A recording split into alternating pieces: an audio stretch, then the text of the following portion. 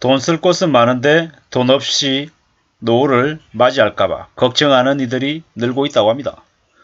뭐 이래저래 흥청망청 쓴 것도 아니고 자식들 키우고 교육시키고 먹고 살았는데 남는 돈이 없더라는 거죠. 텅 빈 손을 가지고 손가락만 빨 수 없는 거잖아요. 이래저래 노후 걱정이 점점 심해지고 있다고 합니다.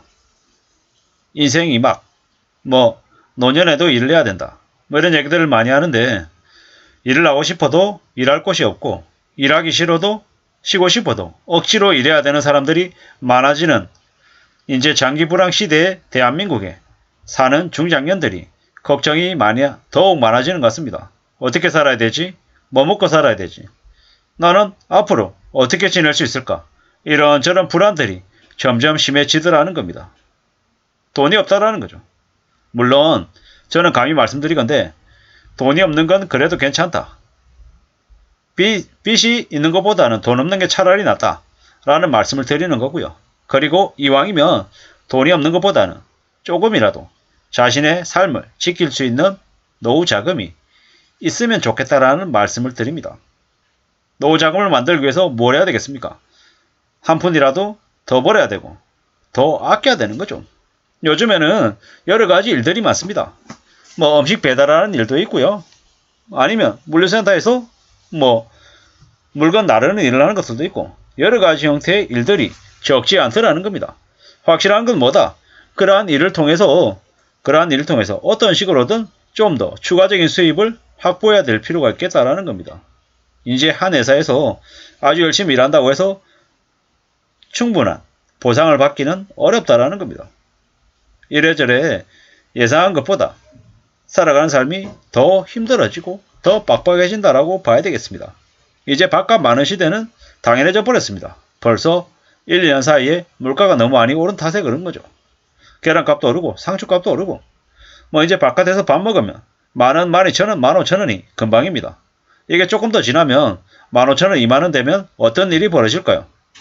사람들이 도시락을 싸고 다니고 극단적으로 밥값을 아끼기 위해서 수단과 방법을 가리지 않는 상황들도 올 것 같습니다. 이제 근근히 먹고 사는 게 이제 그냥 그럭저럭 살만하다가 아니라 전기세 오르고 가스비 오르고 대중교통요금 오르고 세금 오르고 국민연금 오르고 안 오르는 게 없으면 점점 더 숨통이 쪼여지는 거죠. 걱정도 되고 겁도 나고 이제 제대로 못 사는 거죠. 직장 생활을 우리가 마냥 오래 할 수 있는 게 아니잖아요. 어느 시점이 되면 주된 직장에서도 내몰리잖아요. 그러면 이제 그 다음 직장으로 옮겨가서 살아야 되는데 안 쉽죠. 쉽지 않다라는 겁니다. 어떻게 살아야 되지? 조금이나마 남기려면 뭐라도 해야 된다. 뭐라도. 감당이 안 되는 거죠. 생각보다 노년이 길더라는 거죠. 근데 노후 준비는 제대로 안 되고 있죠. 노후 준비가 제대로 안 되는데 어떻게 살아야 되지?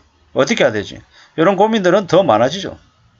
말로는 국민연금, 퇴직연금, 개인연금 등 연금을 늘려서 대비해야 된다고 얘기하지만 현실은요.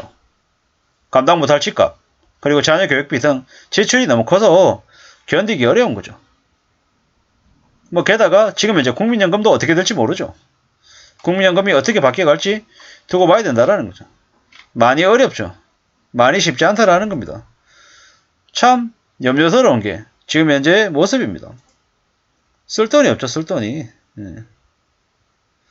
좀 씁쓸합니다. 씁쓸해. 어떻게 살아야 되지? 어떤 마음으로 지낼 수 있을까? 지내야 될까? 이런 고민들을 더더욱 더 하게 된다라는 겁니다. 쓸 돈이 없다. 쓸 돈이 없다. 쓸 일은 많은데 돈은 없다. 이런 거죠. 대한민국 국민들의 노인들 뭡니까? 노인들 2명 중에 1명이 극빈곤층이에요. 극빈곤층. 극빈곤층이라는 게 뭡니까? 밥 제대로 못 먹고 산다라는 거죠. 씁쓸한 거죠. 나이 들어서 서글프게 살지 않으려면 젊었을 때 어떻게든 악착같이 돈을 모아야 된다. 이거밖에 없다라는 거죠. 젊었을 때 가장 후회하는 것들. 뭐냐? 저축을 많이 하지 않은 것을 제일 많이 후회한답니다. 미래에 대한 대비가 필요하다라는 거죠. 어떤 식으로든 일찍 은퇴하지 않아야 되고요. 오래 일해야 된다라는 겁니다. 나이가 들어서 일할 수 없게 될 때까지, 그때까지 악착같이 일을 해야 된다는 겁니다. 왜냐? 그래야지만이 경제적인 빈곤에서 벗어날 수 있기 때문인 겁니다. 게다가 나이가 들면 들수록 더 보수적으로 자산을 운영해야 될 것 같습니다. 함부로 투기하거나 함부로 욕심을 부려서는 안 되겠다라는 겁니다. 욕심 잘못 부렸다가 인생이 나락으로 떨어지면 다시는 회복 못한다라는 겁니다. 3억 5천만 원의 전쟁이라고 하는 책이 있습니다. 그 책에 하루에 2-3시간 자고 3억 5천만 원 빚을 갚는데 10년이 걸렸던 분의 이야기가 나옵니다. 정말로 극한의 고통을 견디면서 미친듯이 일을 해야 겨우 빚에서 벗어날 수 있다는 걸 몸소 보여준 분의 숙입니다. 산다라는 게 절대 쉽지 않고 더욱더 힘들고 충격적임을 이야기해 줍니다. 잘 생각해야 됩니다. 돈이 우리 인생에, 우리 삶에 대들보이고 목숨줄이고 피라고 생각해야 됩니다. 피가 안 돌면 어떻게 됩니까? 사람은 쓰러집니다. 경제적인 부분에 있어서도 마찬가지입니다. 돈을 벌어들여야 됩니다. 절대로 물러서서도 안 되고요. 함부로 내 스스로 한계를 지어서는 안 되겠습니다. 오래오래 갈 생각해야 되고요. 멀리 내다봐야 되고 절대로 쉽게 놔버리는 일은 없어야 되겠습니다. 우리가 살아가는 삶이 더 힘들고 더 어렵고 더 막막하다라는 걸 당연하게 생각해야 됩니다. 선진국 국민들은 정말 경차를 타고 다니고 함부로 옷을 사지 않고 철두철미하게 절약하는 모습들이 몸에 배었다고 하죠. 왜겠습니까? 그들이 갑자기 절약하는 사람으로 바뀌었겠습니까? 교육을 많이 받아서요? 아니죠. 경제 충격에, 경제 침체에 엄청난 충격들을 겪었기 때문인 거죠.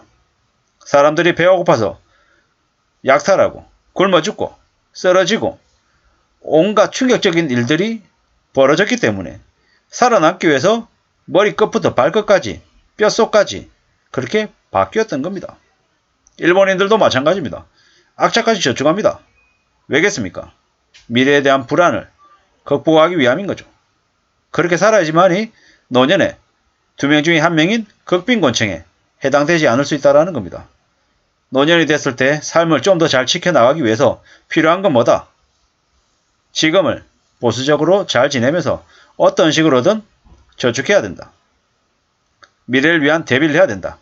이게 되게 뻔한 얘기지만 이걸 실천하면서 살아갈 때 미래가, 노후가 주어진다라는 걸 말씀드립니다. 아무쪼록 저나 여러분들의 삶에 안정적인 가치와 안정적인 자산들이 함께하기를 바랄 뿐입니다. 감사합니다.